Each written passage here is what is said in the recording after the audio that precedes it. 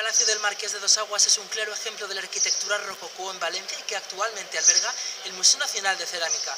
Desde ahora Valencia os invitamos a descubrir un poco más de este peculiar lugar.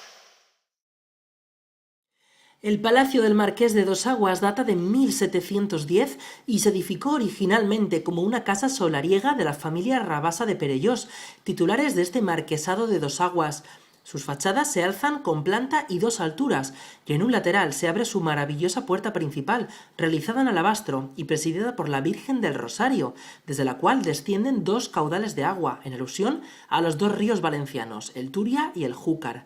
En su interior podemos comprobar el estilo gótico mezclado con el barroco y finalmente el rococó, además del Museo Nacional de Cerámica González Martí, con una importantísima colección de piezas de todos los tiempos.